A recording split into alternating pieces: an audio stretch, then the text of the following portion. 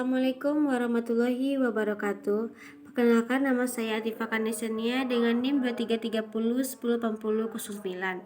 Kali ini saya akan membacakan materi T2 dengan mata kuliah Evaluasi Penilaian BK, yang mana materi kali ini akan saya bahas yaitu analisis data penelitian melalui dokumenter layanan BK. Poin pertama yaitu menginput data dokumenter. Menginput data dokumenter merupakan kegiatan awal yang sangat penting dalam proses pengelolaan data di layanan bimbingan dan konseling.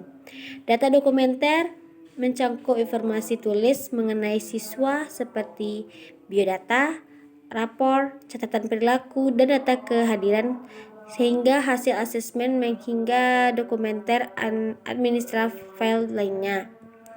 Menurut Sugiono, 2019, data dokumenter merupakan sumber data yang valid karena berasal dari catatan resmi yang telah didokumentasi sebelumnya. Kegiatan menginput data dokumenter memiliki tujuan yang sangat penting, yaitu memastikan bahwa seluruh informasi mengenai siswa tersedia secara lengkap, sistematis, dan mudah diakses. Selanjutnya yaitu proses menginput data dokumenter diawali dengan melakukan seleksi dan verifikasi dokumen. Penelitian memastikan bahwa dokumen yang digunakan valid, autentik, dan sesuai dengan tujuan penelitian. Dokumen tidak relevan atau tidak lengkap sebaiknya disisihkan agar tidak mempengaruhi kualitas data. Tahap ini bertujuan untuk menjaga keakuratan dan keandalan data yang akan dianalisis. Data dokumenter yang telah diseleksi diklasifikasikan berdasarkan kategori atau indikator penelitian.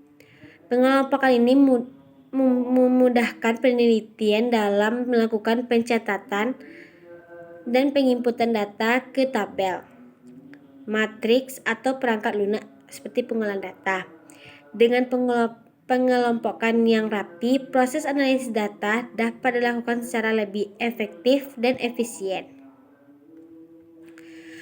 Poin selanjutnya yaitu menganalisis data dokumenter. Data dokumenter merupakan tahapan lanjutan setelah proses pengumpulan dan penginputan data dalam penelitian. Data dokumenter yang dianalisis berasal dari berbagai dokumen tertulis maupun visual yang relevan dengan fokus penelitian. Analisis ini bertujuan untuk menemukan makna, pola, dan informasi penting yang terkandung dalam dokumen sehingga dapat mendukung pemahaman terhadap permasalahan penelitian. Tahap awal dalam menganalisis data dokumenter adalah membaca dan memahami isi dokumen secara mendalam. Penelitian menelaah setiap dokumen dengan cermat untuk mengidentifikasi informasi yang berkaitan dengan variabel indikator penelitian.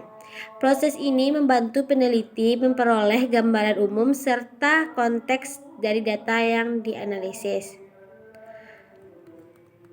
Penelitian melakukan pengkodean atau pengelompokan data berdasarkan tema, kategori, atau indikator tertentu. Informasi memiliki kesamaan makna dikelompokkan agar lebih mudah dianalisis. Pengkodean ini penting untuk menyederhanakan data yang kompleks dan membantu peneliti dalam menemukan pola atau kecenderungan tertentu dari dokumen yang diteliti. Setelah data dikelompokkan, penelitian melakukan penafsiran terhadap setiap kategori yang telah terbentuk. Penafsiran dilakukan dengan mengkaitkan data dokumenter dengan teori, konsep, atau temuan penelitian sebelumnya. Pada tahap ini, penelitian berusaha memahami makna yang lebih mendalam dari data serta menjelaskan hubungan antara data dengan fokus penelitian. Selanjutnya kita masuk kepada poin C, yaitu menganalisis data dokumenter. Menganalisis data dalam bimbingan dan konseling melalui data dokumenter merupakan proses penting untuk memahami kondisi permasalahan serta perkembangan peserta didik ataupun konseling.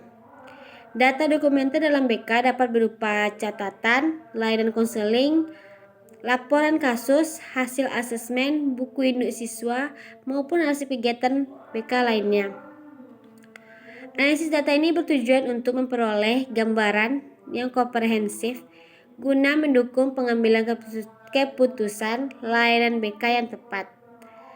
Tahapan awal dalam menganalisis data dokumenter BK adalah mempelajari dan menelaah dokumen secara menyeluruh.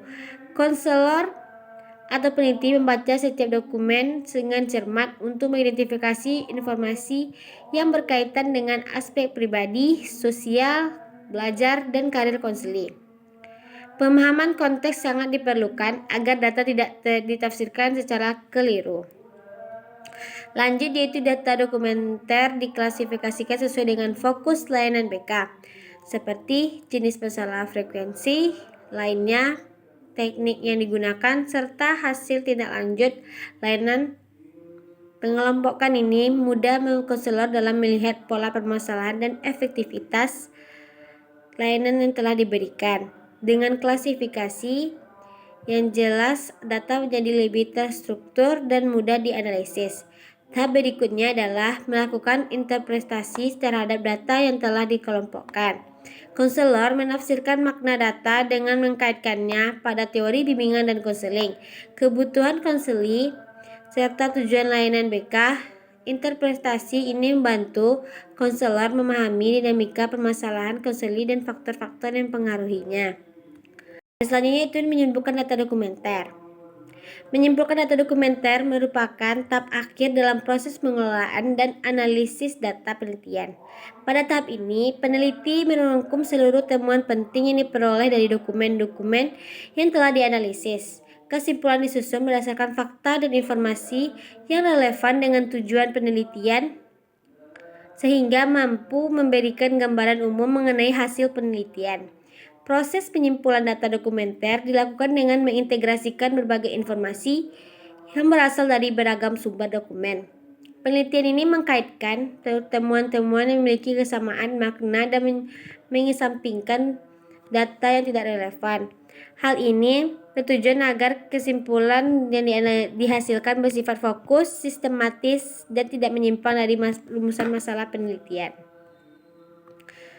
Selanjutnya yaitu dalam menyimpulkan data dokumenter, peneliti juga mempertimbangkan keterkaitan antara temuan data dan teori atau konsep yang digunakan. Kesimpulan tidak tersebut dengan demikian, hasil kesimpulan dapat memperkuat landasan teoritis dan memberikan pemahaman yang lebih mendalam terhadap permasalahan yang diteliti.